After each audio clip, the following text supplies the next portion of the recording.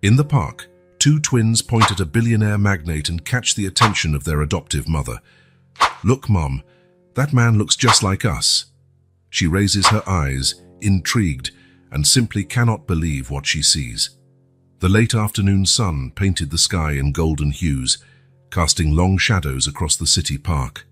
Children's laughter echoed in the air, mingling with the rustle of leaves in the trees and the distant barking of dogs. Sophie adjusted her sunglasses, watching with a tired smile as her 5-year-old twins, Thomas and Claire, ran toward the swings. "Higher, Mom, I want to touch the sky," Claire shouted, her blonde braids flying in the wind. Sophie pushed the swings, taking turns between the two children. Her arms ached, but the sparkle in their eyes made every effort worthwhile. She observed their features, so similar yet so unique. Thomas's blue eyes glimmered with the same intensity as Claire's, but his hair was a few shades darker. After a few minutes, the kids jumped off the swings and ran toward the slide. Sophie followed them, her slow steps contrasting with their boundless energy. She sat on a nearby bench, taking a book from her bag, but her eyes barely skimmed the pages. She was always on alert, keeping an eye on every move the twins made. The park was starting to empty as twilight approached. Families gathered their belongings, calling reluctant children back home. Sophie checked her watch, calculating how much longer they could stay before dinner, and bath time became a race against the clock. That was when she noticed a figure approaching along the gravel path. A tall man, wearing a pristine suit that seemed out of place in the park's casual setting. His steps were purposeful, as though he had a specific goal, but his gaze drifted around the area as if searching for something or someone. A shiver ran inexplicably down Sophie's spine. Instinctively, she stood up, ready to call her children, but before she could open her mouth, Thomas's voice startled her. "Look, Claire, that man over there." Claire stopped midway down the slide, following her brother's pointing finger. Her eyes widened, an expression of surprise and curiosity crossing her little face. "Mom! Mom!" Claire called, hastily sliding down. "Look at that man over there. He looks just like us." Sophie frowned, confused. She turned slowly, following the children's gaze. The man in the suit was now standing just a few yards away, fiddling with his phone. When he raised his face, Sophie felt as if the air had been sucked from her lungs. The same piercing blue eyes, the same face shape, even the slight furrow of his brow when he was concentrating, was identical to the way Thomas looked when trying to solve a particularly difficult puzzle. "Mom, look, that man is the spitting image of us," Thomas exclaimed, tugging on Sophie's shirt. Sophie froze, her mind struggling to process what her eyes were seeing. It was as if time had stopped, the world around her disappearing as she stared at the stranger. 1,000 questions exploded in her mind, but not a single word escaped her lips. The man must have felt the weight of their stares, because he lifted his head from his phone. His eyes met Sophie's, and for a moment, it seemed like he, too, had been struck by lightning. His expression shifted from surprise to confusion, then to something Sophie couldn't decipher. Claire, always the bolder twin, took a step forward. "Hi, mister. You look like us." The man blinked as though emerging from a trance. He looked at Claire, then at Thomas, and finally back at Sophie. A hesitant smile began to form on his lips, but his eyes betrayed a mix of emotions: surprise, curiosity, and something deeper, almost painful. Sophie finally found her voice, though it sounded strange even to her own ears. "Thomas, Claire, let's go, it's getting late." "But Mom," Thomas began to protest. "Now." The firmness in her voice left no room for argument. Sophie took the children by the hand, throwing one last glance at the man before turning away. As they walked off, Sophie could feel the stranger's gaze burning into her back. She resisted the urge to look over her shoulder, focusing on keeping a steady, determined stride, but her mind was swirling. Who was that man? How could there be such a striking resemblance? And what did it mean for her and the children she loved more than life itself? The walk home had never felt so long. The twins' questions, "Mom, why didn't we talk to him? Could he be our uncle?" buzzed faintly in her ears. Sophie answered on autopilot, making vague promises of, "We'll talk about it later." When they finally got home, Sophie moved like an automaton, preparing dinner and overseeing the kids' bath time. But her mind was elsewhere, replaying the moment in the park over and over. The resemblance was undeniable, and the implications, she barely dared to consider them. Later, with the twins finally asleep, Sophie sat in the darkened kitchen, a cup of tea growing cold in front of her. She picked up her phone, her fingers hovering over the keypad. Should she call the adoption agency, a lawyer, or maybe... Her eyes fell on a photo of the twins on the fridge, their bright smiles frozen in time. Sophie felt a knot form in her throat. It didn't matter who that man was or what his appearance meant. Thomas and Claire were her children. She loved them, protected them, raised them. Nothing would change that. With a deep sigh, Sophie set the phone aside. Tomorrow would be another day. And for now, she needed to be strong. For them. For her family. As she prepared for bed, Sophie couldn't shake the feeling that her life was about to change drastically. The encounter in the park was just the beginning, and for better or worse, she would face whatever came next. With one last glance at the twins' bedroom, Sophie closed her eyes and let sleep take her. But even in her dreams, a familiar pair of blue eyes haunted her, reminding her that some secrets cannot stay buried forever. The office was silent, except for the soft hum of the air conditioner and the occasional clink of coffee cups. Sophie sighed, rubbing her tired eyes as she stared at the stack of files on her desk. 6 years had passed, but the memory of that day was still vivid as if it were yesterday. The phone rang, cutting through the silence like a knife. Sophie Lambert, Social Services, she answered, her professional tone masking her exhaustion. Sophie, we've got a situation. Central Hospital. 2 newborns abandoned. I need you to take the case immediately. Sophie's heart sped up.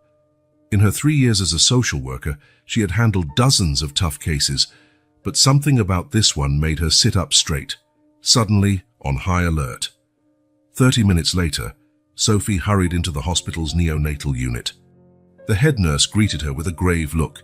This way, she said, guiding Sophie to an isolated room. What Sophie saw upon entering made her heart clench.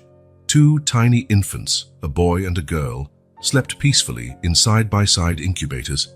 They were impossibly small, fragile, and inexplicably beautiful. They were found this morning at the emergency entrance, the nurse explained. No identification, no clue about the parents, just this note. Sophie took the crumpled piece of paper. The shaky handwriting simply read, "Please take care of them. I can't." Swallowing hard, Sophie approached the incubators. The boy opened his eyes, a deep blue that seemed to see right into her soul.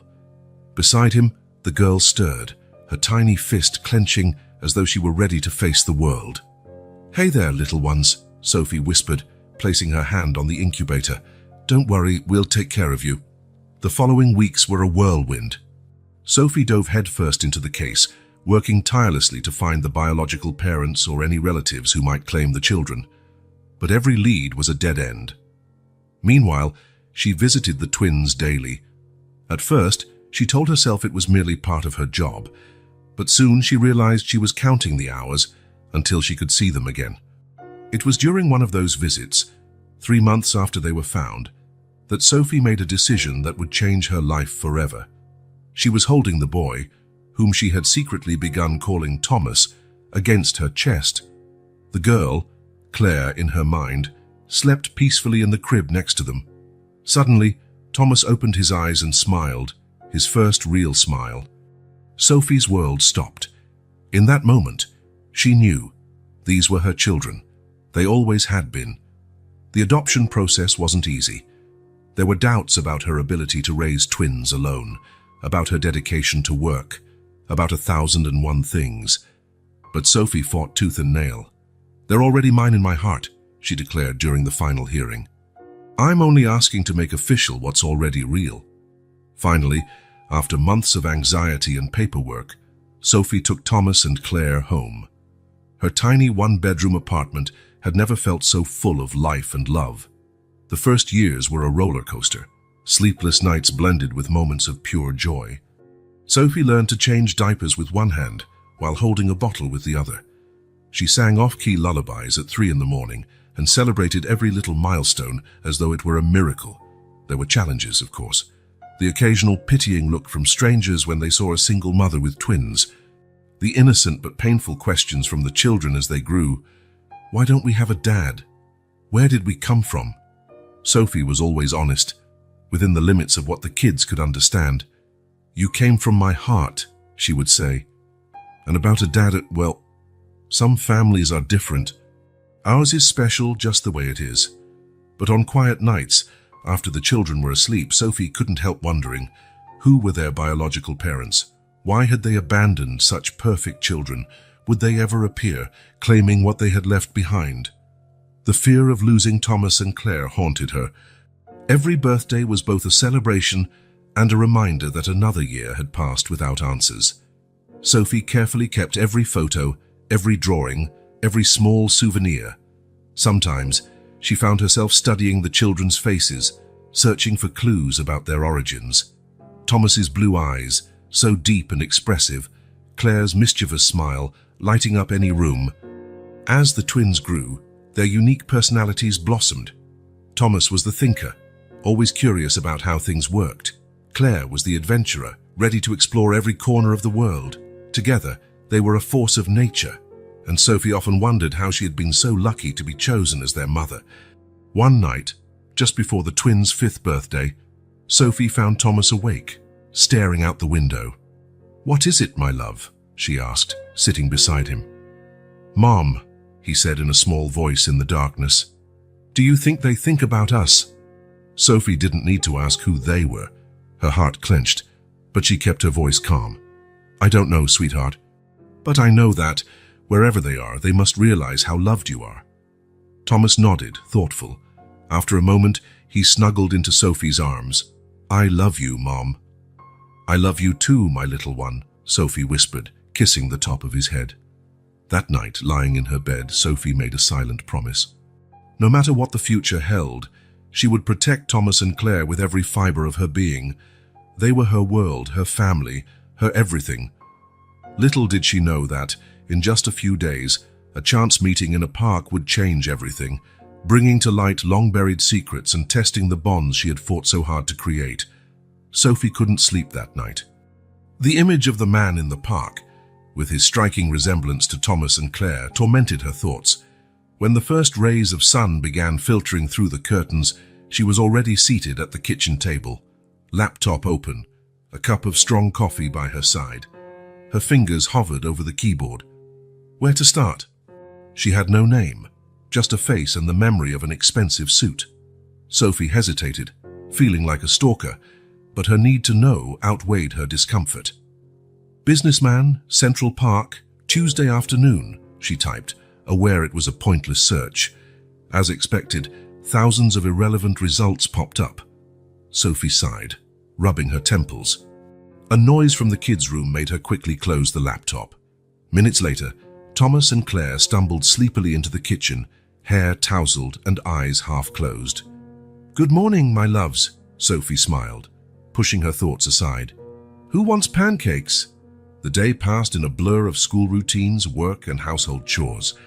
But whenever she had a free moment, Sophie's mind drifted back to the mystery man in the park. During her lunch break, locked in her office at the social services agency, she tried a different approach. "Local billionaire businessman," she typed, feeling ridiculous. To her surprise, a familiar face appeared among the results. Sophie's heart raced. It was definitely him. The same penetrating gaze, the same elegant bearing. The caption read, "Paul Devereaux, CEO of Devereaux Industries, at the annual conference." With trembling hands, Sophie clicked on the link. A flood of information filled the screen. Paul Devereaux, 42, one of the wealthiest and most influential men in the area, known for his brilliant business mind and intense privacy. Few photos, even fewer personal details. Sophie combed through articles, interviews, anything that might hint at Paul's connection to the twins. But the more she read, the more frustrated she became. Paul Devereaux was an enigma, a man who seemed to exist only in the corporate world. One paragraph in particular caught her eye. Devereaux, notorious for his discretion, is rarely seen at social events. Sources close to him suggest he went through a personal crisis around 6 years ago, disappearing mysteriously for several months. 6 years. The same age as the twins. The phone rang, making Sophie jump. It was time for her next meeting. Reluctantly, she closed the search tabs, but her mind kept whirring. For the rest of the day, Sophie wrestled internally. What to do with this information? Confronting Paul directly seemed crazy, and if she was wrong, if she was right, the implications were overwhelming. On her way to pick up the kids from school, Sophie passed the main office of Devereaux Industries. The imposing building seemed to mock her, guarding secrets that might change her life forever. She parked, staring at the building's entrance. It would be so easy to walk in and ask to speak to Paul Devereaux. To say, "Hey, did you happen to abandon 2 babies 6 years ago?" Sophie shook her head, laughing bitterly at her own madness. No, she needed to be smarter, more careful. There was too much at stake. That night, after putting Thomas and Claire to bed, Sophie sat in the darkened living room, an untouched glass of wine before her. Possibilities swirled in her mind like a carousel spinning out of control. What if Paul really was their biological father? Would he want to be part of their lives? The idea of sharing Thomas and Claire, of potentially losing them, made her stomach turn. But then Sophie recalled the look in Paul's eyes at the park, the surprise, the confusion, that flicker of... what? Recognition. Guilt. Maybe he didn't know. Maybe he was just as much a victim of circumstance as she was. Sophie picked up her phone, opening the photo gallery. Images of Thomas and Claire filled the screen, their smiles, their mischief, every precious moment of the last 5 years. They deserved to know the truth about their origins. They deserved the chance to meet their biological father, if it really was Paul. But what if the truth hurt them? What if Paul wanted nothing to do with them? Sophie closed her eyes, feeling the weight of her decision on her shoulders. She was their mother, the only one they knew. It was her duty to protect them, but also to be honest. After hours of internal debate, Sophie reached a conclusion. She would investigate more quietly. She would try to find out more about Paul Devereaux, about what happened 6 years ago. And then, only then, decide if and how to approach the situation. With a deep sigh, Sophie stood up, determined. Tomorrow would be another day. She would visit the local library, look for archives of old newspapers. Maybe she would find something about Paul's personal crisis. As she got ready for bed, Sophie paused by the twins' room. Thomas and Claire slept peacefully, oblivious to the storm swirling around them. "I promise," Sophie whispered into the darkness, "I'll do what's best for you. Always." With that promise echoing in her heart, Sophie went to bed. Sleep came slowly, her mind still filled with unanswered questions. But one thing was certain. Her life, as she knew it, was about to change. And she needed to be ready for whatever lay ahead. In the silence of the night, Paul Devereaux's face lingered in her memories, a constant reminder of the mysterious past that now threatened her carefully built future. The afternoon sun painted the sky in golden tones as Sophie entered the park, her heart pounding against her chest. A week had passed since the unexpected encounter, a week of sleepless nights and anxious days. Today, she was determined to get answers. Thomas and Claire ran ahead, their laughter echoing through the air. Sophie watched them with a mixture of love and apprehension. Her eyes continuously scanned the park, searching for an expensive suit and a familiar pair of eyes. "Mom, look what I found," Claire shouted, holding up a particularly colorful leaf. Sophie smiled automatically, her thoughts torn between her children and the mission that had brought her there. "That's beautiful, honey. Why don't you find a few more so we can make a necklace?" While the children were busy with their little treasure hunt, Sophie sat on a bench, strategically placed. From there, she had a clear view of the main path where Paul had appeared the previous week. The minutes dragged on. Sophie checked her watch obsessively, wondering how long she should wait. What if he didn't show? What if it had all been a cruel coincidence? Just when she was about to give up, she saw him. Paul Devereaux was walking along the same gravel path, his flawless suit clashing with the park's casual vibe. Sophie felt the air leave her lungs. Summoning all her courage, she stood up. "Thomas, Claire, stay here and keep playing. Mom needs to talk to someone, okay?" The kids nodded distractedly. absorbed in their game. Sophie took a deep breath and walked toward Paul. He noticed her when she was just a few feet away.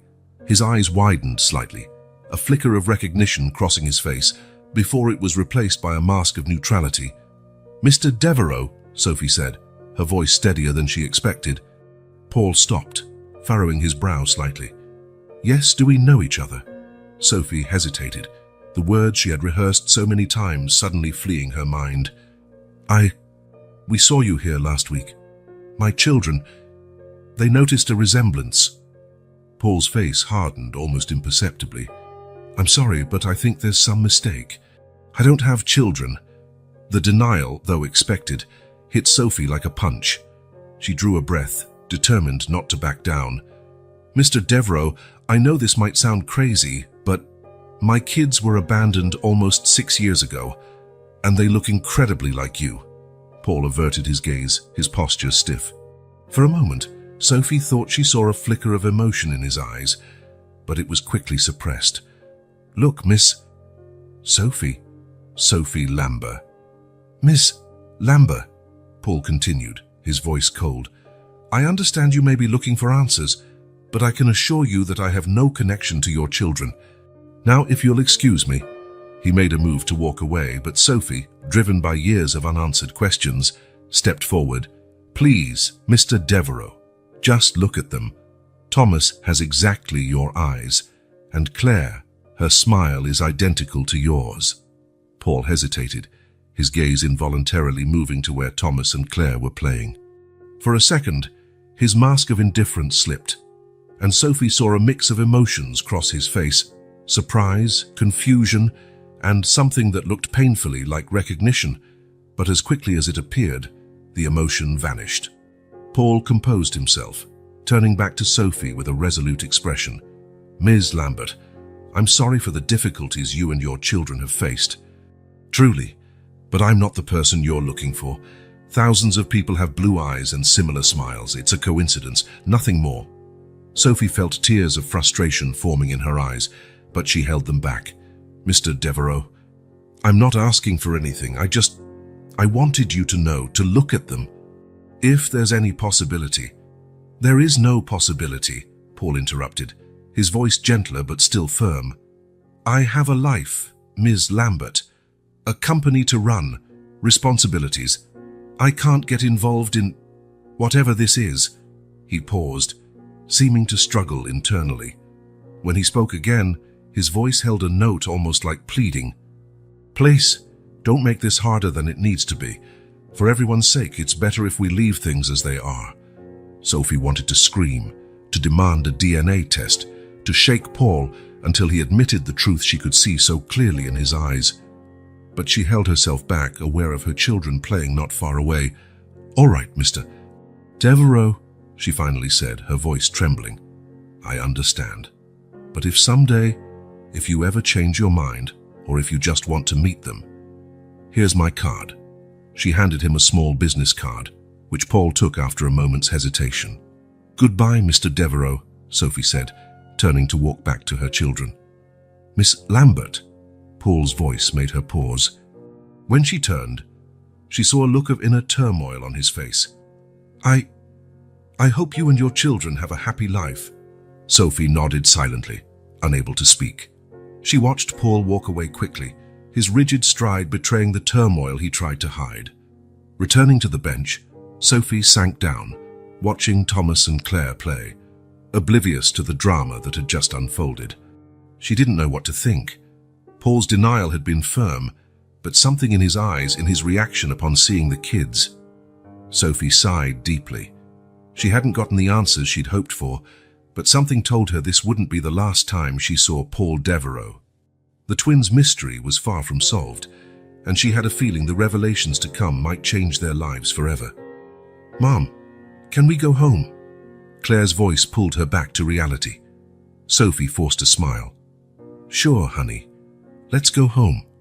As they left the park, Sophie couldn't help looking over her shoulder, half expecting to see Paul watching them.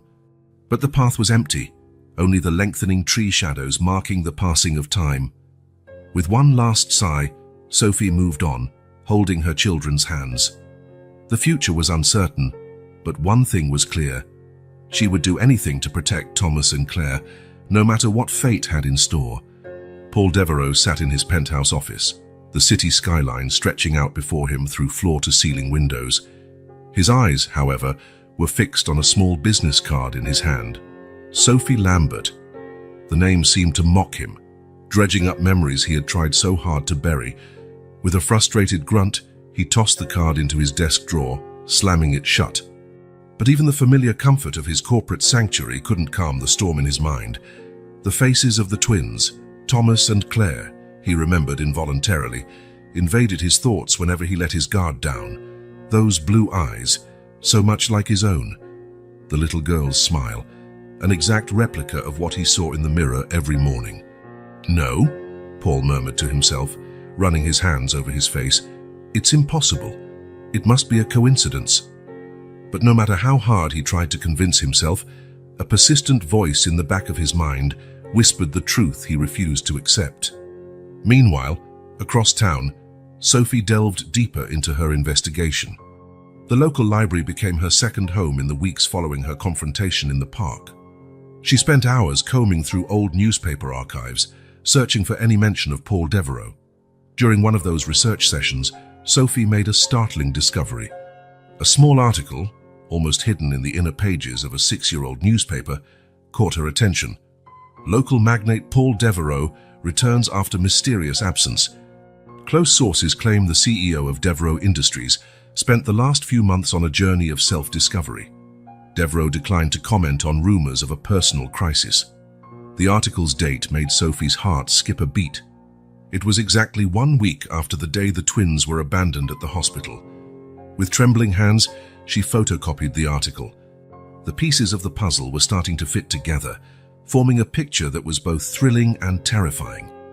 In the following days, Sophie found herself watching Thomas and Claire with new eyes. Every mannerism, every expression seemed to scream the truth Paul had so vehemently denied.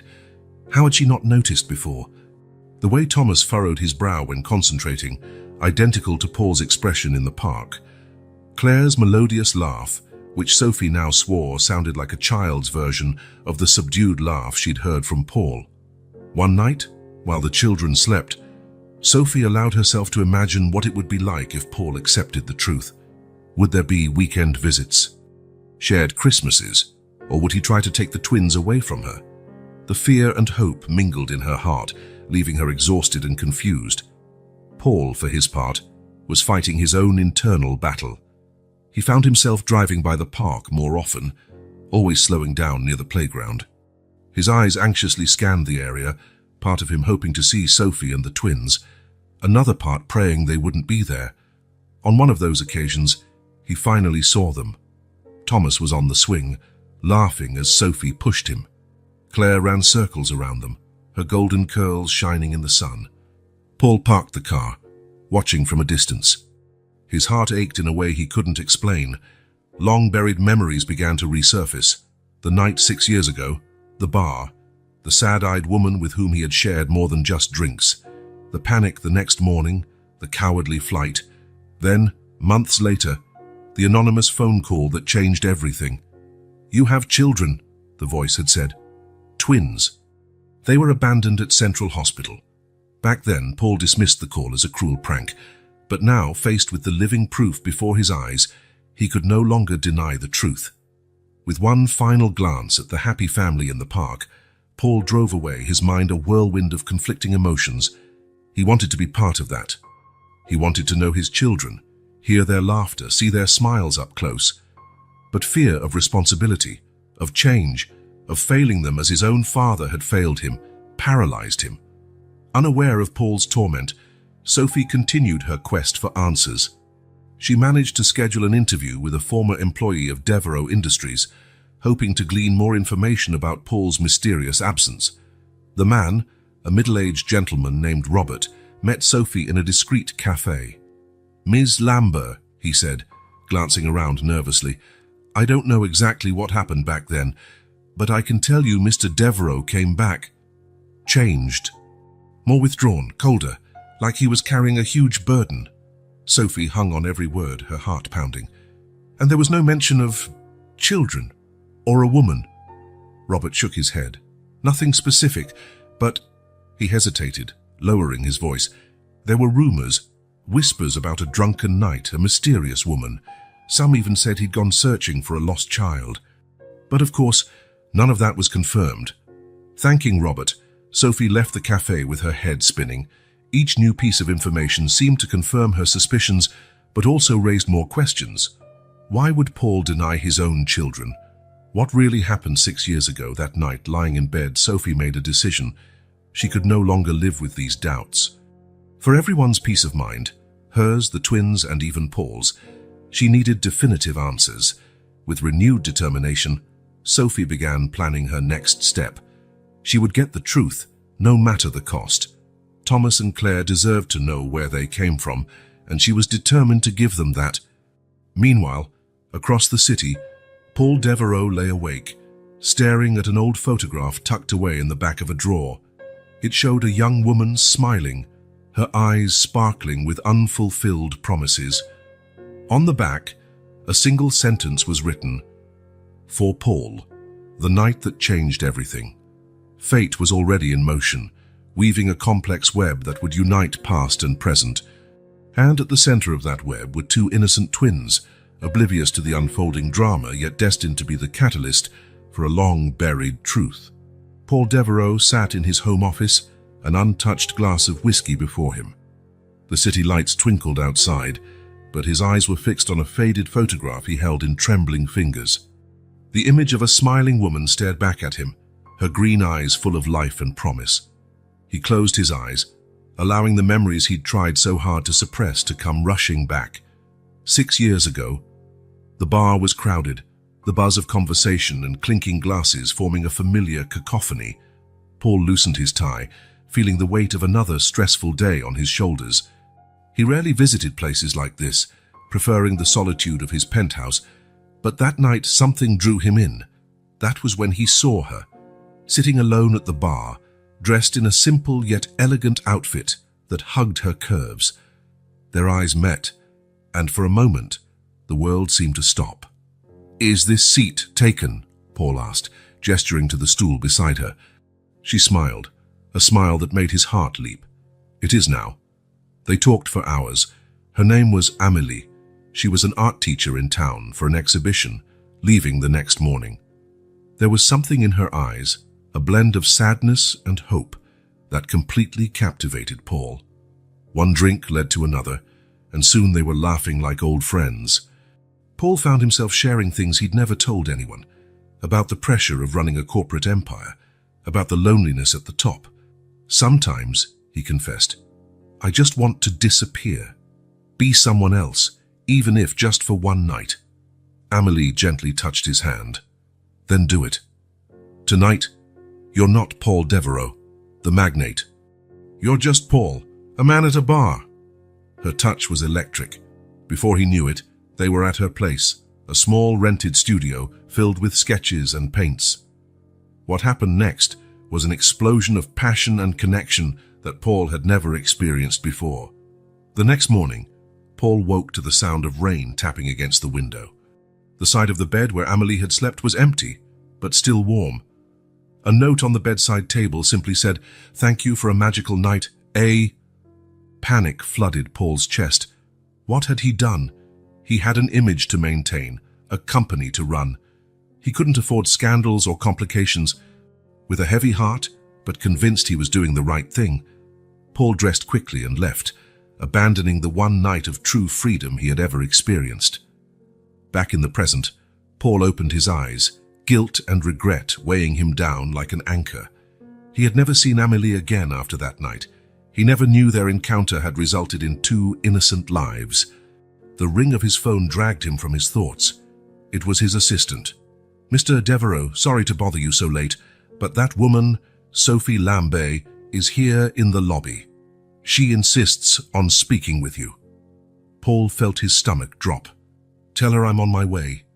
As he rode the elevator down, Paul battled with himself. Part of him wanted to keep denying everything, to maintain the neat, controlled life he had built. But another part, a part that grew stronger every day, longed to meet those children, to be part of their lives. Sophie stood in the lobby, her stance determined but her eyes filled with anxiety. "Mr. Devereux," she said as soon as she saw him. "I know it's late, but we need to talk." Paul nodded silently, guiding her to an empty conference room. When the door closed behind them, the silence was heavy for a few moments. "I've done some research," Sophie began, her voice trembling slightly. "I know you were out of town when the twins were born. I know about the rumors of a personal crisis. Please, Mr. Devereux, Paul, I need to know the truth." Paul felt the weight of 6 years of denial and guilt pressing on his chest. He wanted to keep lying, to protect himself from the consequences of his actions. But looking into Sophie's eyes, seeing the mix of hope and fear, he knew he couldn't keep running. I didn't know," he began, his voice barely above a whisper. "I swear I didn't know about the kids. If I had known." Sophie let out a shaky breath, part relief, part shock. "So it's true. You're their father?" Paul nodded slowly, feeling as though the world was spinning around him. "There was one night, a woman. I never thought to... God, I don't even know her name." "Amélie," Sophie said softly. "That was on the twins' original birth certificate." The name hit Paul like a punch. Amélie, of course that was her name. How could he have forgotten? What happened to her? He found himself asking, dreading the answer. Sophie shook her head. "I don't know. She vanished after leaving the babies at the hospital. No one ever saw her again." Silence fell over them once more, heavy with the implications of what had just been revealed. "What do we do now?" Sophie finally asked, her voice barely containing her emotion. Paul ran his hands over his face, feeling the weight of a decision that would change lives forever. I don't know. I need time to process all this, to think about what's best for everyone." Sophie nodded, understanding, but Paul could see the worry in her eyes. "They're wonderful kids, Paul. Thomas has your intelligence, and Claire, well, she has your smile." Her words struck Paul deeply. Children. He had children. The reality began to settle in, bringing a mix of terror and a strange sense of joy he couldn't explain. "I promise," he said, looking directly into Sophie's eyes. "I won't just ignore this. I just need some time." Sophie stood, ready to leave. "All right, but Paul, they deserve to know the truth. And they deserve to meet their father." When Sophie left, Paul remained in the conference room alone, feeling as if the ground had been pulled out from under him. The world he knew, the life he had so carefully constructed, was about to change irreversibly. He picked up his phone, his fingers hovering over the keypad. There was a call he needed to make, a long overdue conversation he could no longer avoid. "Hello, Mom," he said when the call connected. "We need to talk. It's about my children." Meanwhile, across town, Sophie entered the twins' bedroom in silence. Thomas and Claire slept peacefully, unaware of the night's revelations. Sophie kissed their foreheads softly, silent tears rolling down her cheeks. "It's okay, my loves," she whispered. "Mommy will take care of everything." The future was uncertain, but one thing was clear. Nothing would ever be the same. The truth, long buried, had finally surfaced, and its shockwaves were only beginning to spread. Paul Devereux's office, usually a symbol of power and control, felt stifling that morning. The glass walls that offered a panoramic view of the city now seemed like a transparent prison, exposing him to the outside world he had tried to keep at bay for so long. Sophie walked in, her posture a blend of determination and apprehension. Paul indicated a chair, unable to find the right words to begin this conversation that would change their lives. "Thank you for seeing me," Sophie began, her voice trembling slightly. "I know this isn't easy for any of us." Paul nodded, feeling the weight of 6 years of secrets pressing down on his shoulders. "Sophie, I owe you an explanation. And an apology." He stood, unable to stay still, and walked to the window. The city below went on with its routine, oblivious to the drama unfolding high in this skyscraper. 6 years ago, Paul began, his voice low yet firm, "I had a night that changed everything, though I didn't realize it at the time." Sophie listened attentively, her heart racing with each word. I met a woman in a bar, Amélie. She was unlike anyone I'd ever known. For one night, I wasn't Paul Devereaux the magnate. I was just Paul, an ordinary man. He turned, facing Sophie with regret-filled eyes. It was just one night. The next morning, I ran. I went back to my life, my responsibilities, trying to forget. Sophie drew a deep breath, taking it all in. And you never saw her again? Paul shook his head. No, I didn't even know her last name. It was cowardly, I know, but at the time it felt like the right thing to do. A heavy silence fell over the room. Sophie finally broke it, her voice trembling but resolute. Paul, 6 years ago, I was a social worker. I got a case, 2 newborns abandoned at the hospital. Paul's eyes widened, the reality sinking in. Sophie went on, her words laden with emotion. A nurse found them at the emergency entrance. No identification, just a note that said, "Please take care of them." I can't. Paul felt his legs give way, bracing himself against the desk. My God, he whispered. I searched for months, Sophie said, tears forming in her eyes. I tried to find the parents, any relatives, but there was nothing. And then I fell in love with them. I couldn't leave them in the system. Paul looked at her, a mixture of gratitude and guilt shining in his gaze. You adopted them. Sophie nodded. They became my life, Paul. Thomas and Claire, they mean everything to me. The silence fell again, heavy with the implications of what had just been revealed. Paul, Sophie said softly, is there a possibility? Do you think you might be their father? The question hung in the air, laden with the potential to change lives forever.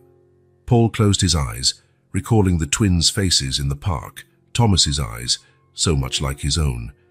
Claire's smile, an exact replica of his childhood grin. I think I am, he finally admitted, his voice barely a whisper. My God, Sophie, I have children. The realization hit him like a wave, making him stagger. Sophie quickly stood, guiding him back to his chair. This doesn't change anything for me, she said firmly. They are my children. I've raised them, loved them from the very beginning. Paul nodded, understanding the underlying fear in her words. I'm not here to take them from you, Sophie. I don't even know if I have the right to be part of their lives. They deserve to know the truth, Sophie said softly. And maybe they deserve a chance to meet their biological father. Paul looked at her, surprised by her generosity in such a complicated situation. How can we be sure? He asked. A DNA test, Sophie nodded. That would be best, for all of us, to be certain. Paul stood again, walking to the window. The city below looked different now, as though his entire world had shifted on its axis. What if it's true? He asked, more to himself than to Sophie. How do I explain to them? How do I make up for 6 years of absence? Sophie stepped closer, placing a gentle hand on his arm. One day at a time. Paul, if it's true, we'll figure this out together. For their sake. Paul turned, meeting Sophie's eyes filled with emotion. Thank you, he said simply, for taking care of them, for being the mother they deserved. Sophie offered a sad smile. They're amazing, Paul. Thomas has your intensity, your piercing gaze. And Claire, she's got your smile and your determination. Paul felt his heart clench at her words. Children. He had children. The enormity of it all was beginning to sink in. What do we do now? He asked, feeling lost for the first time in years. Sophie drew a deep breath. First, we take the test. Then, well, we'll have to tell them eventually, but carefully in the right time. Paul agreed, feeling a mix of fear and anticipation. I want to be part of their lives, Sophie. If they'll accept me, if you'll allow it. One step at a time, Sophie said gently. This is going to change all our lives. When Sophie left the office, Paul found himself alone with his thoughts. He glanced at the photo on his desk, showing a successful yet lonely businessman. That image now felt like it belonged to another life, another Paul. With trembling hands, he picked up his phone. There was a call he needed to make, a conversation long overdue. "Mum," he said when the call was answered, "we need to talk. It's about my children." The future was uncertain, full of challenges and possibilities. But for the first time in years, Paul felt a spark of something he hadn't experienced in a long time: hope.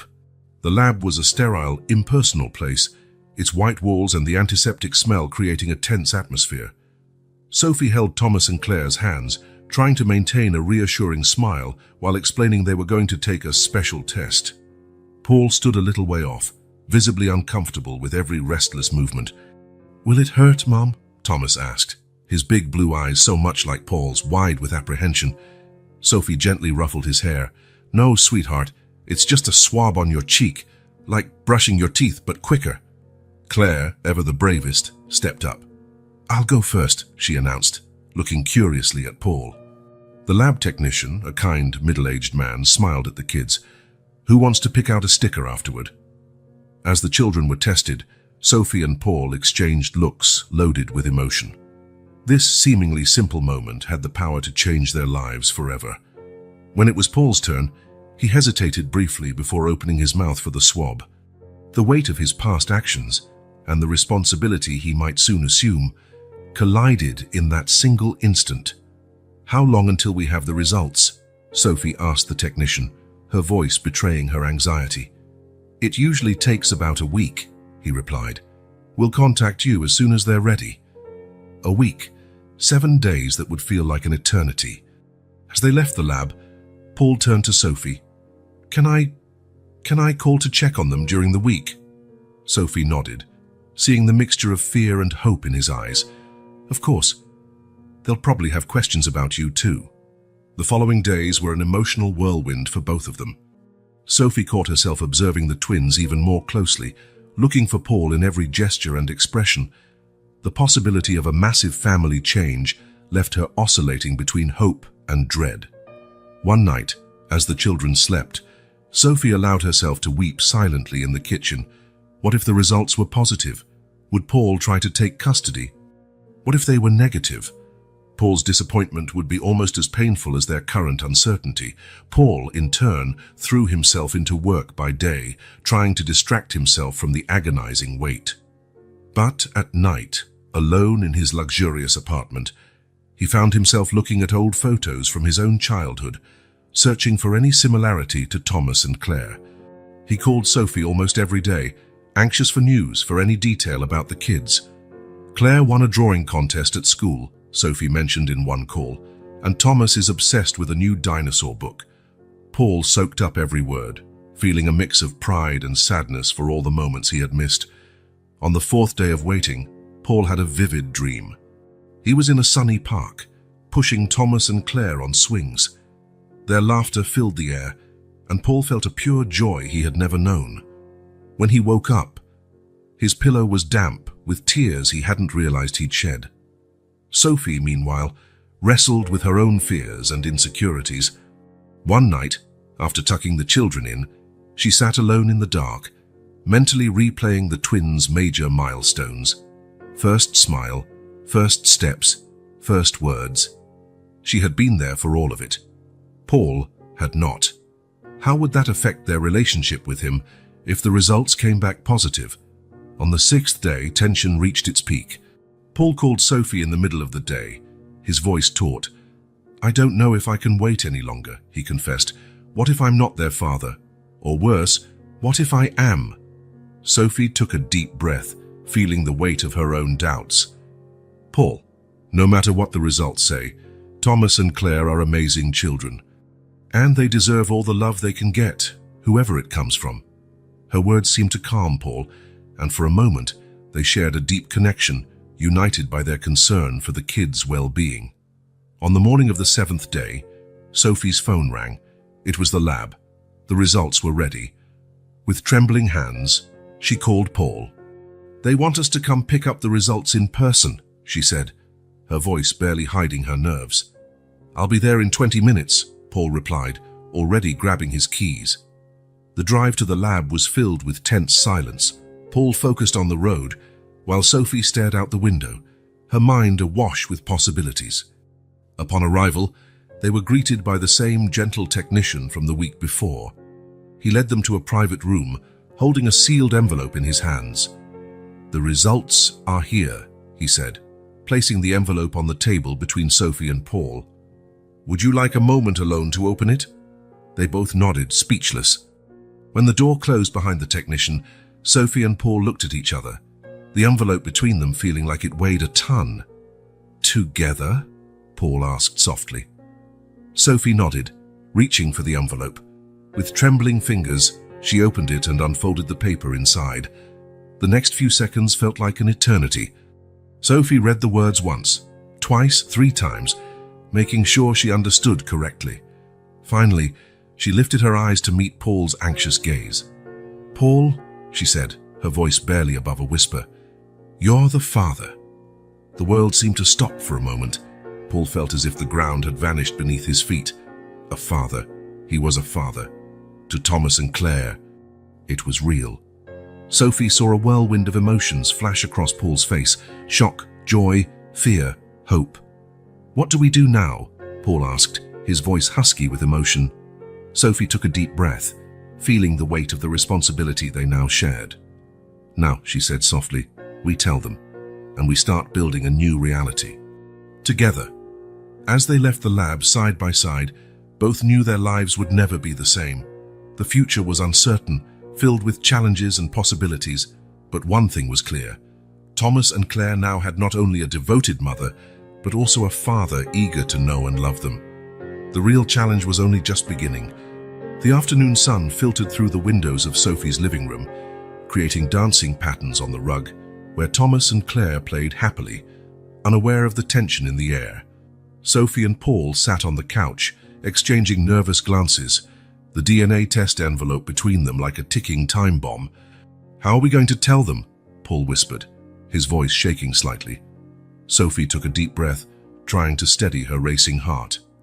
"With honesty and love," she replied, though her own voice betrayed her uncertainty. "Kids," Sophie called gently, "could you come here for a moment? Mommy and Paul need to talk to you." Thomas and Claire stood up, curiosity shining on their little faces. They sat down on the floor in front of the adults, waiting expectantly. "Do you remember that special test we did last week?" Sophie began, her tone warm. The twins nodded, Claire tilting her head, a gesture Paul immediately recognized as his own. "Well," Sophie continued, "that test was to find out something very important, something about your family." Thomas's brow furrowed, his expression serious. "About our other mom?" Sophie felt her heart tighten. They had talked about adoption before, but never so directly. "Actually," Paul interjected, his voice surprisingly firm, "it was about your dad." The silence that followed was heavy, broken only by the ticking of the clock on the wall. "We have a dad?" Claire asked, her blue eyes widening with surprise. Paul felt tears welling in his eyes. "Yes, sweetheart, you do have a dad. And it's me." Their reactions were immediate and varied. Thomas looked stunned, his gaze moving between Paul and Sophie for confirmation. Claire, on the other hand, squealed with joy and jumped, throwing herself into Paul's arms. "I knew it," she exclaimed. "I knew you looked like us." Paul held her tight, tears rolling freely down his cheeks now. The sweet smell of Claire's shampoo, the feel of her little arms around his neck, everything was overwhelming. Thomas, always the cautious one, stayed where he was, looking at Sophie. "Mom," he asked, his voice small and unsure. Sophie opened her arms, and Thomas ran to her, burying his face in her chest. "It's okay, my love," she whispered, stroking his hair. "This doesn't change how much I love you. It just means you have one more person to love you now." Paul looked at Sophie over Claire's head, a mixture of gratitude and admiration in his eyes. He extended a hand toward Thomas, who was still in Sophie's arms. "Hey, buddy," he said softly. "I know this is a surprise, and I understand if you need time to get used to it. But I want you to know I'm here now, and I'm not going anywhere." Thomas glanced at Paul's outstretched hand, then at his mother's face. Seeing Sophie's reassuring smile, he slowly reached out his own small hand, allowing Paul to hold it. The moment was interrupted by Claire, who suddenly sat up in Paul's lap, her eyes sparkling with excitement. "Wait, does this mean we can have 2 birthdays now?" Her innocent question broke the tension, making them all laugh. Paul hugged Claire tighter, marveling at her ability to see the bright side of everything. "Not exactly, princess," he chuckled, "but I promise we'll make up for every celebration we've missed." As the afternoon wore on, the children bombarded Paul with questions. Where did he live? Did he have a dog? Could he make pancakes? Paul answered each one patiently, his heart filling with love at each interaction. Sophie watched it all with a complex mix of emotions, joy at seeing the children so happy, relief that Paul was handling everything so well, and a tinge of apprehension about what the future held. When it was finally time for the children to go to bed, Paul seemed reluctant to leave. Could I read them a story?" he asked Sophie, almost shyly. Sophie nodded, offering a small smile. "Sure, they'd love that." As Paul followed the excited kids to their bedroom, Sophie took a moment in the kitchen to reflect. She could hear Paul's low voice reading "Where the Wild Things Are," occasionally interrupted by the twins' giggles. 20 minutes later, Paul returned to the living room, looking emotionally drained but radiant. "They're incredible, Sophie," he said, his voice filled with admiration. "You've done an amazing job with them." Sophie smiled, feeling a wave of pride. "They are, aren't they? And now they have you, too." Paul's smile faltered a bit. "Sophie, I want to be part of their lives, truly. Not just occasional visits or birthday gifts. I want to be there for the day-to-day, the big and small moments." Sophie felt her heart race. It was what she both feared and hoped for at the same time. "Paul, I understand, and I want you to be part of their lives, but we have to think about what's best for the children. We can't just flip their world upside down overnight." Paul nodded, running his hand through his hair in frustration.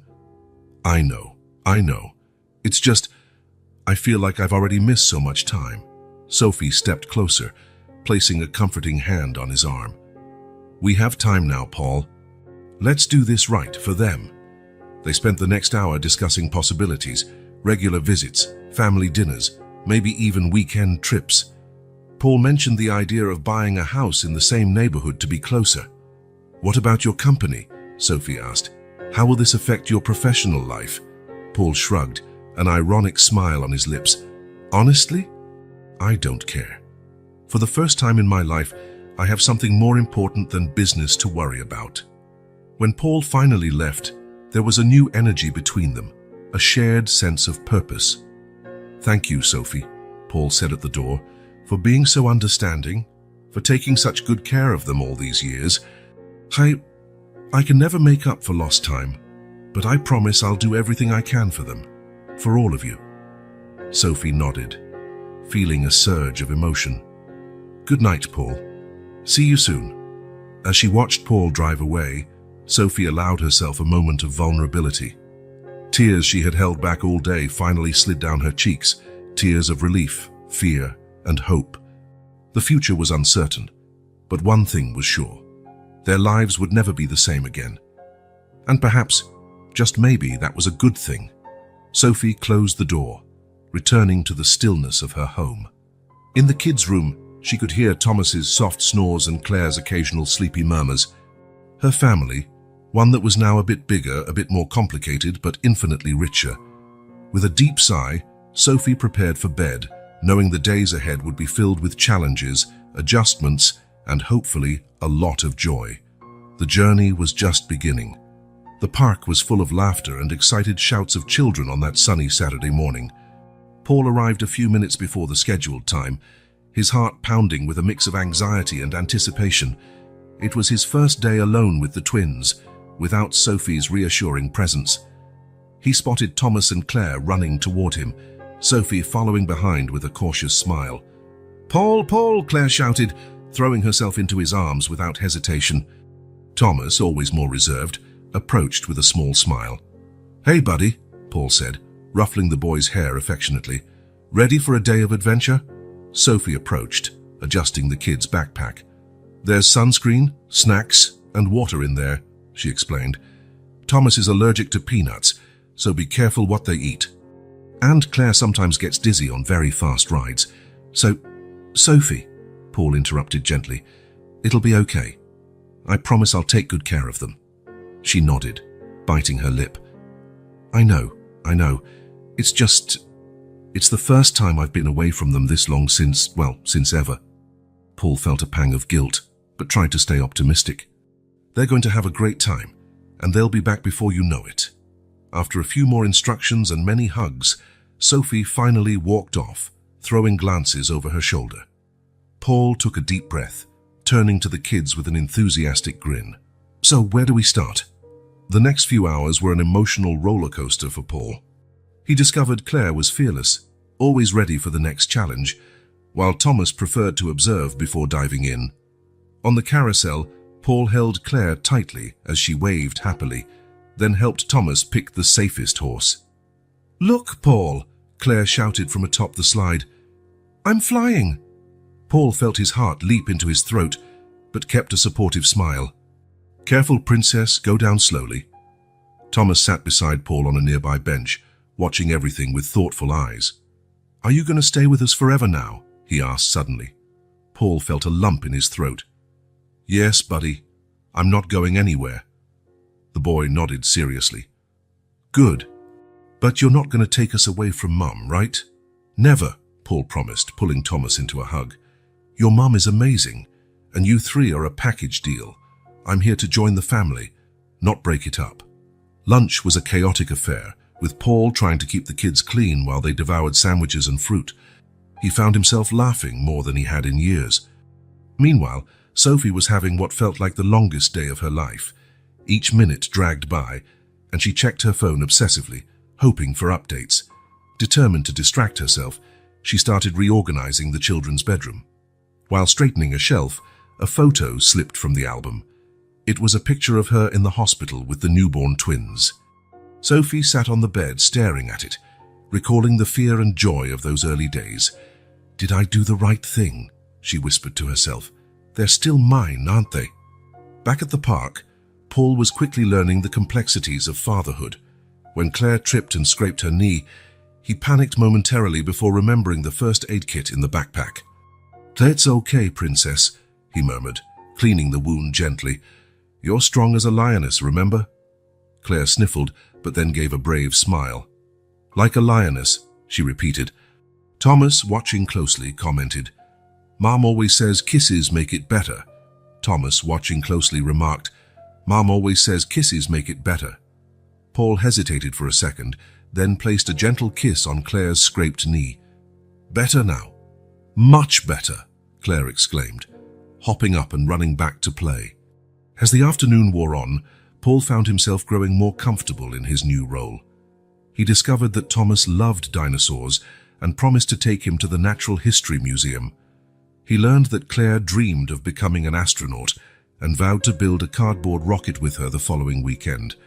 When it was finally time to leave, Paul found himself surprisingly sad that the day was ending.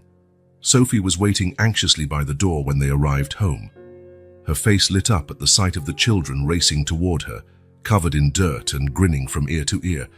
"Mom, it was the best day," Claire squealed, throwing herself into Sophie's arms. "Paul took us on the carousel 3 times, Thomas added, his eyes gleaming with excitement. Sophie glanced at Paul, who looked exhausted but radiant. "Sounds like you all had fun," she commented with a tentative smile. Paul nodded, running a hand through his mussed hair. "They're amazing, Sophie. Thank you for letting me do this." After the kids went in to wash up, Paul and Sophie lingered on the porch, a comfortable silence settling between them. "You've done an incredible job with them," Paul said softly. I wish I'd been here from the start." Sophie felt tears prick at her eyes. "They really liked you, Paul." "It's obvious." "That doesn't lessen what you mean to them," he quickly reassured her. "You're their mum, Sophie. You always will be." She nodded, wiping away a stubborn tear. "I know. It's just... It can be hard to share sometimes." Paul placed a reassuring hand on her shoulder. "We're all learning. But I think we can make this work, for their sake." Sophie smiled, feeling a weight lift from her shoulders. "Yes, I think we can."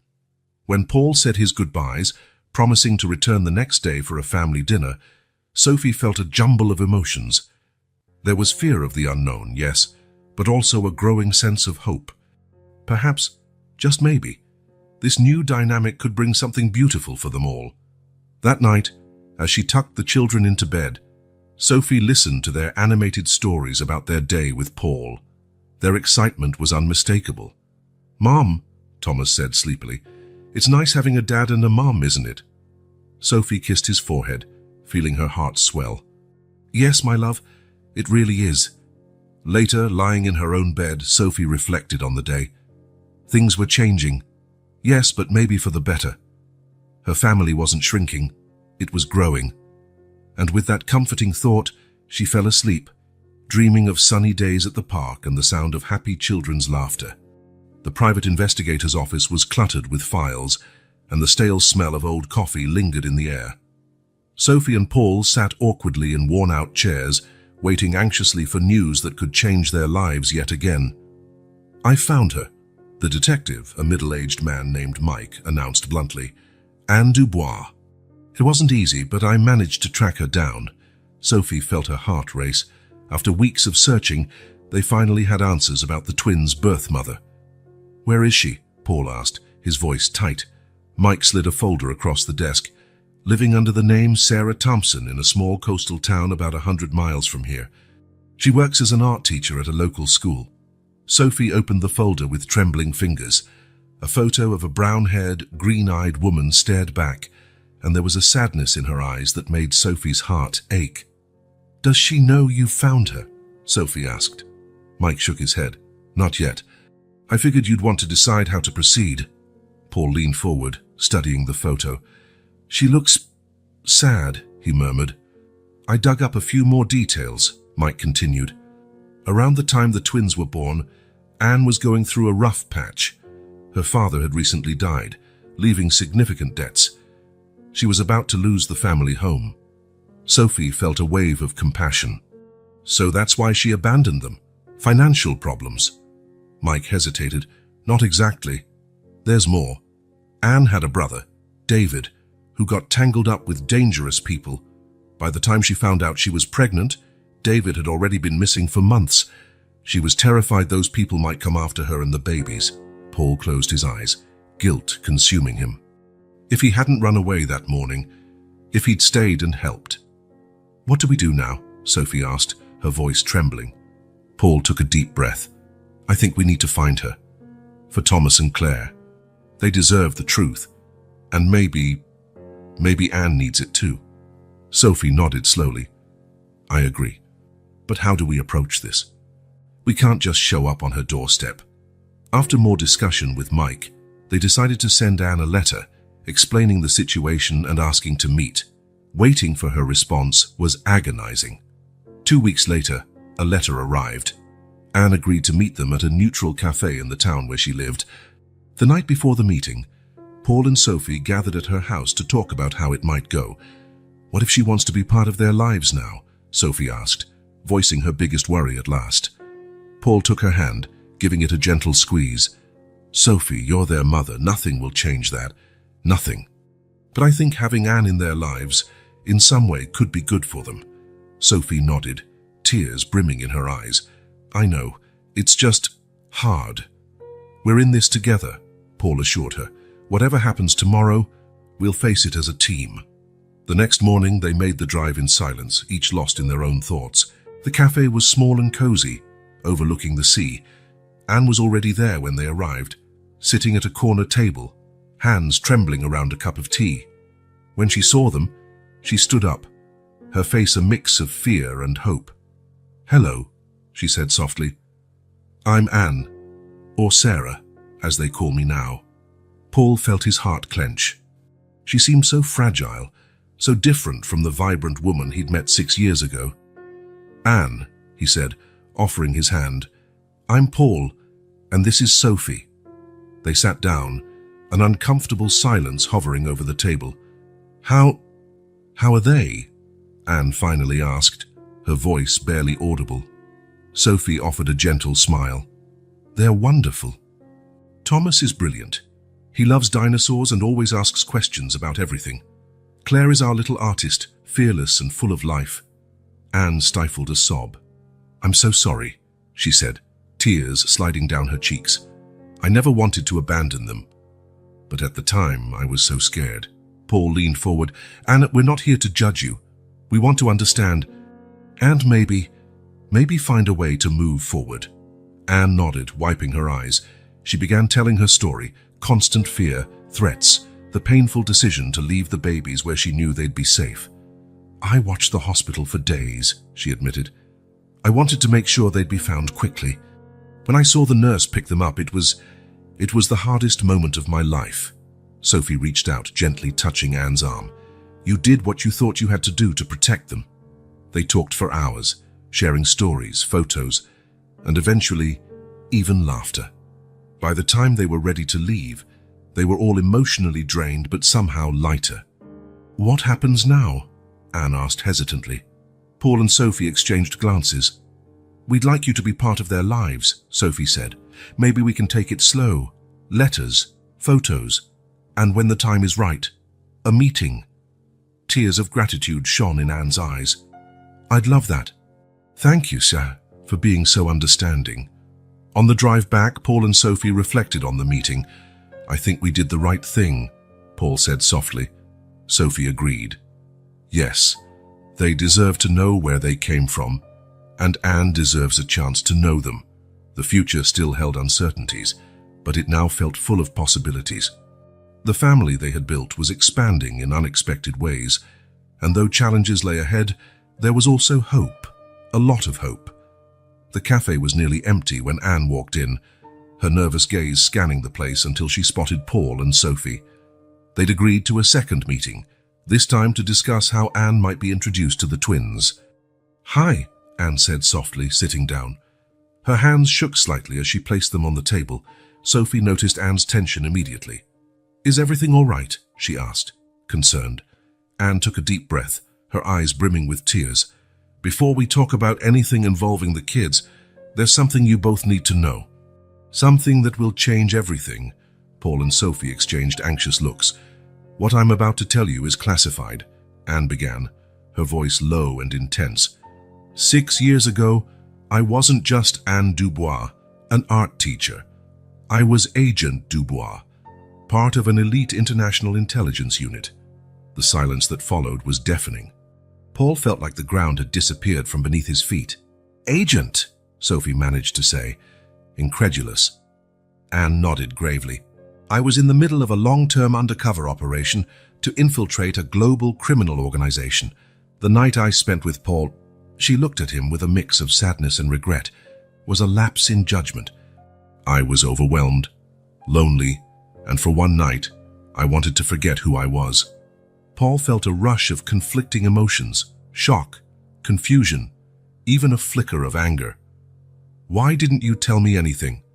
I couldn't, Anne replied, pain evident in her voice. My mission was crucial. Lives were at stake. Sophie, still trying to process the news, asked, and the twins, leaving them? Anne closed her eyes, clearly struggling to hold back tears. When I found out I was pregnant, I panicked. My cover was at risk, and worse, the children's lives would be in constant danger. The organization I was investigating wouldn't hesitate to use babies as leverage. She paused, taking a shaky breath. Abandoning them was the hardest decision I ever made. But I knew it was the only way to keep them safe. The cafe fell silent, only the faint clink of cups in the background as they all absorbed the shocking revelations. Why are you telling us this now? Paul asked, his voice hoarse with emotion. Because the operation is finally over, Anne explained. The organization was dismantled. I can finally come out of hiding, be just Anne again. Sophie, who had remained quiet, processing it all, finally spoke. What does that mean for Thomas and Claire? For all of us. Anne looked straight into Sophie's eyes, her expression a mix of hope and fear. I know I have no right to ask this, but I want to be part of their lives. Not to replace you, Sophie. You are their mother in every way that matters. But maybe there's room for me, too. The silence was tense, filled with conflicting emotions. Paul was the first to speak. "Anne, what you did, protecting the kids like this, was incredibly brave." But Sophie raised Thomas and Claire. "She's their mum." Sophie felt tears in her eyes, grateful for Paul's support but also feeling an unexpected compassion for Anne. "It's complicated," she said softly.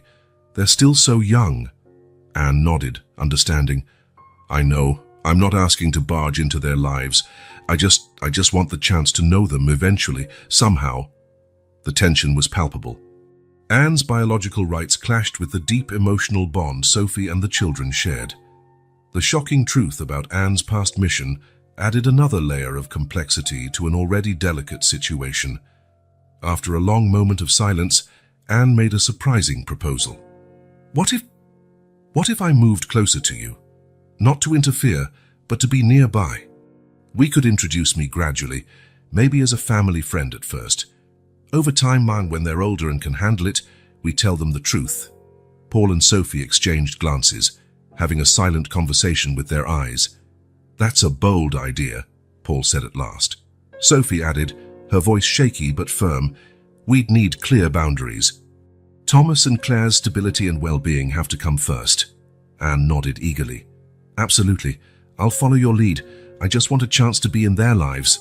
Somehow." The air was thick with possibilities and apprehension. This decision would alter the course of their lives forever. "We need time to think," Sophie finally said. "To talk it over and figure out what's best for the children?" Paul agreed. "This isn't a decision we can make on the spot. There's too much at stake." Anne looked relieved, even without a definitive answer. "I understand, and thank you for even considering it.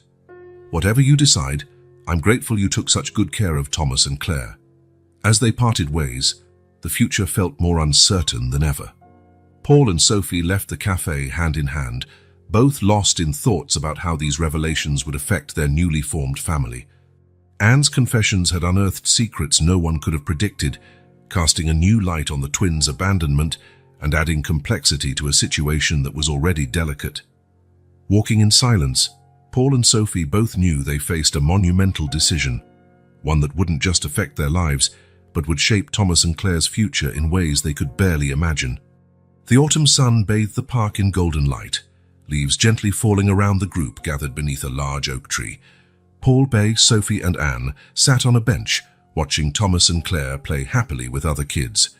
It was the twins' 6th birthday, and also the day that would change their lives forever. In the weeks following Anne's revelation, there had been countless discussions, tears and moments of doubt, but at last, they reached a decision. Paul cleared his throat, calling everyone's attention. "Thomas, Claire, can you come over here for a minute?" The children dashed over, their cheeks flushed with excitement. Sophie smiled, pulling them into a hug. "Remember when we talked about different kinds of families?" Sophie began gently. Thomas nodded seriously. "Like Billy in my class, who has 2 dads." "Exactly," Paul said with a smile. "Well, our family is about to get a little different too." Claire glanced curiously at Anne. "Is that why Auntie Anne is here?" Anne felt her heart clench at the affectionate nickname the twins had begun using for her in recent weeks. Sophie took a deep breath. "Yes, honey. You see, Auntie Anne, she's very special to you. She's the mummy who gave birth to you." The twins' eyes went wide with surprise. "But you're our mum," Thomas said, confused. "I always will be," Sophie assured him, pulling him close. "But Anne loves you both very, very much too, and she wants to be part of our family if you want her to." Anne knelt down in front of them, tears in her eyes. "I'm sorry I wasn't here before. I wanted to be, but I had a very important, very dangerous job. I had to leave so you'd stay safe." "Like a secret superhero?" Claire asked, her eyes gleaming. Anne laughed softly. "Something like that, yes." Paul joined them, placing a hand on each child's shoulder. "We thought maybe we could be one big family. One mom, one dad, and, well, whatever you'd like to call Anne." The kids thought for a moment. Thomas spoke first. "How about Mama Anne?" Tears rolled freely down Anne's cheeks now. "I'd love that," she whispered. Claire, always impulsive, flung herself into Anne's arms. "Now we have 2 moms and a dad." The children's laughter rang through the park, easing the tension of the moment. Sophie, Paul, and Anne exchanged looks of relief and hope. Later, as the children enjoyed birthday cake with their friends, the adults had a moment to reflect. "It won't be easy," Paul said, watching the happy scene before them. Sophie nodded.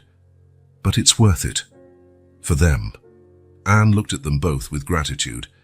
"I can never thank you enough for giving me this second chance." The next day, Paul held a press conference. Holding Sophie's hand with Anne at his side, he faced the cameras. "6 years ago, I made a mistake that, ironically, resulted in the 2 greatest blessings of my life," he began, his voice steady. "Today, I'm here to publicly acknowledge my paternity of 2 incredible twins, Thomas and Claire." The room erupted in questions, camera flashes everywhere. Paul continued, explaining the unique situation of his family, praising Sophie as the incredible mother she was, and asking for respect and privacy as they navigated their new reality. In the months that followed, life settled into a new normal. Paul dealt with media scrutiny and some professional setbacks, but his determination to be a good father never wavered. Sophie, with the help of therapy, worked through her fears and insecurities, learning to share the twins' love without feeling threatened. Anne found her own form of redemption. She moved closer, starting fresh as an art teacher. Slowly, she built a relationship with Thomas and Claire, always respecting the boundaries set by Sophie and Paul. 1 year later, on the twins' 7th birthday, the unconventional family gathered again in the same park. The air was full of laughter, the smell of popcorn and cotton candy. Thomas ran over to Paul, holding up a drawing. "Look, Dad, I drew our family." Paul studied the picture, his heart swelling with emotion. There were 5 stick figures smiling. Mom, Dad, Mama Anne, Thomas, and Claire. "It's perfect, buddy," Paul said, pulling his son into a hug. Later, as the children played, Sophie, Paul, and Anne sat together, watching the scene. "Who would have thought we'd be here a year ago?" Sophie mused, smiling. Paul squeezed her hand gently. "Thank you for your courage, for giving us a chance." Anne nodded, visibly moved. "You both taught me the true meaning of family. It's not about blood or titles, it's about love and choice." They watched in silence as Thomas helped Claire climb on a piece of playground equipment, both of them laughing. "They look so happy," Sophie murmured. "And safe," Anne added. "That's all I ever wanted for them." Paul smiled, feeling a peace he never imagined possible. "I think we've all found our redemption, in a way. Second chances, new beginnings." The children ran back, throwing themselves into the adults' arms. "This is the best birthday ever," Claire exclaimed. Thomas nodded enthusiastically. "We're so lucky. We have so many people who love us." The adults exchanged emotional glances, each reflecting on the journey that had brought them here. The past, with all its complications and pain, finally seemed resolved. The future, though still uncertain, shone with promise and hope. As the sun began to set, painting the sky in shades of pink and gold, the unconventional family hugged one another, forming a circle of love and acceptance. They had learned that forgiveness was possible, that love could overcome the hardest obstacles, and that family, in the end, was what they chose to make of it. And in that moment, under the twilight sky, with children's laughter echoing around them, they knew they had made the right choice.